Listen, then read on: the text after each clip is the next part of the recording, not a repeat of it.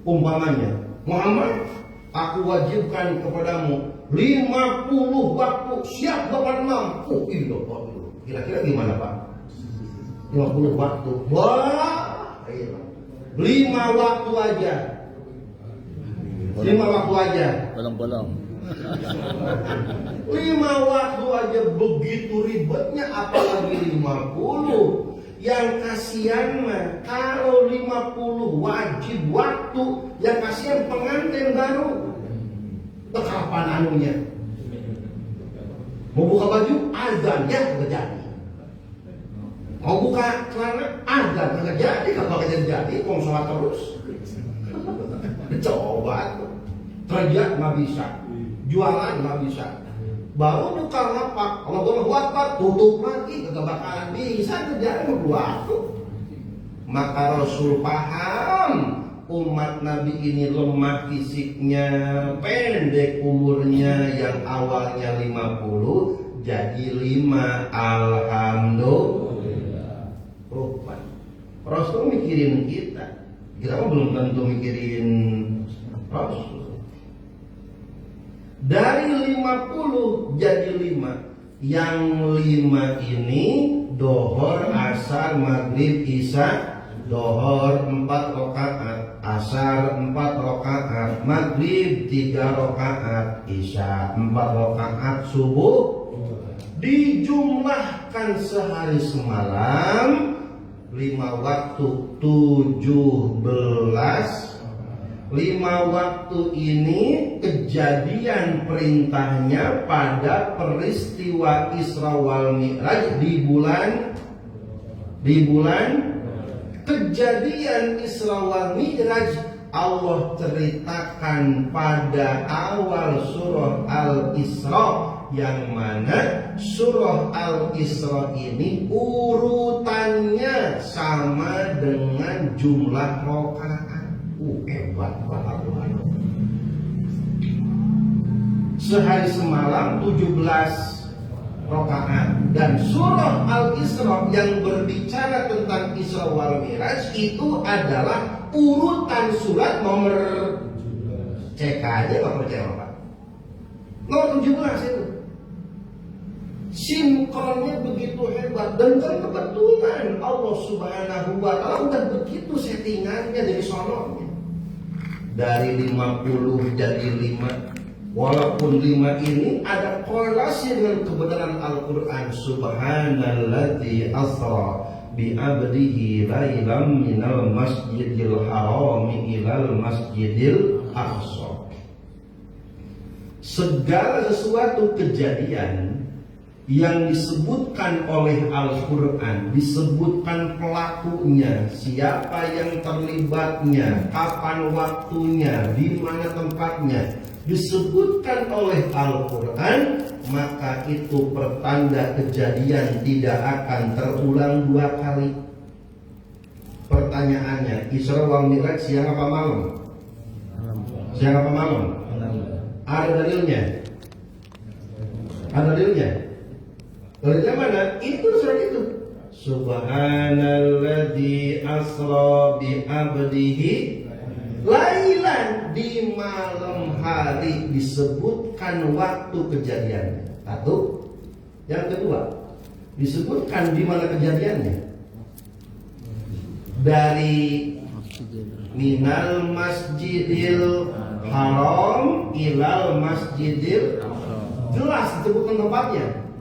Jelas dari Masjidil Haram ke Masjidil, sebuah kejadian peristiwa yang begitu jelas disebutkan oleh Al-Quran.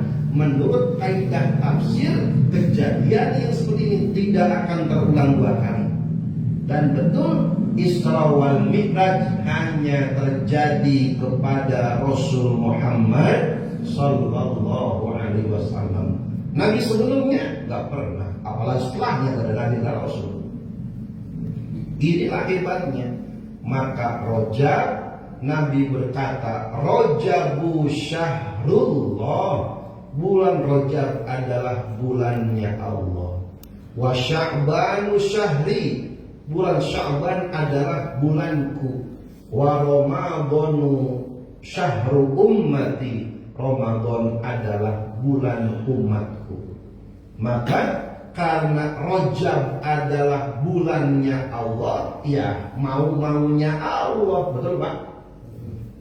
Kita punya motor, mau dipakai, mau enggak kita pakai, terserah kita. Mau dijual boleh, dipinjemin boleh, dipanasin doang, dikilok boleh. Orang punya kita.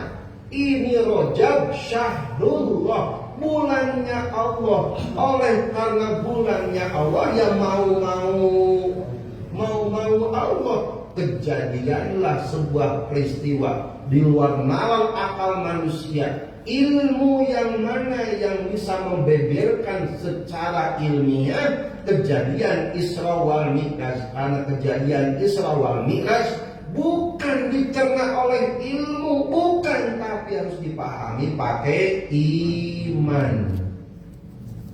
Perjalanan jauh ditempuh dalam waktu yang singkat. Rasul berangkat, tempat tidurnya ketika pulang terasa masih hangat. Bapak duduk sekarang. Terus ke kamar mandi, wudhu.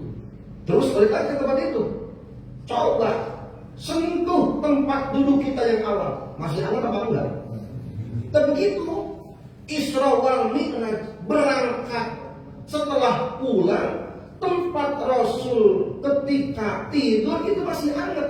Berarti waktunya sangat singkat, perjalanan sangat cepat. Logika nalar ilmu fisika aljabar yang mana yang bisa menjelaskan benda kasat mata manusia bisa menempuh jarak yang jauh sekejap mata? Bukan cahaya manusia, tetapi Allah mau, Allah perkenankan. Innama amruhu idza arada syai'an ayyaqula lahu kun. Maka ada kalanya kehidupan ini harus disikapi pakai iman, jangan pakai emosi, jangan pakai logika. Kadang-kadang kudu nerimo lapang dada pakai iman. Raditu billahi robba wa bil islami dina wa bi Muhammadin nabiyya wa rasula wa la haula wa la quwwata illa. Menurut ilmu alam, ilmu fisika, ada yang namanya hukum Pascal. Apa kata hukum Pascal? Kodrat sifat air itu mengalir dari tempat yang tinggi ke tempat yang rendah. Itu karakter air, sifat fisikawi benda yang namanya air, cairan. Itu ilmu fisika, ilmu alam namanya. Tapi kalau Allah mau bisa dibalik. Yang seharusnya air itu mengalir dari tempat yang tinggi ke tempat yang, kalau Allah mau, dari bawah ngalirnya ke mana? Contohnya kelapa. Pertanyaan pertama, siapa dan bagaimana masukin air ke kelapa? Ayo coba jawab Pak. Pakai jet pump, diinfus. Siapa yang nginfusnya? Enggak bisa pakai nalar, enggak bisa pakai fisika, enggak bisa. Yang begini namanya ayat kauniyah, tanda kekuasaan Allah. Air ada di atas 40 meter, 30 meter. Bukan cuma ada airnya, ada rasanya. Siapa yang nyuntikin gula itu? Coba itu. Hayo. Mengkaning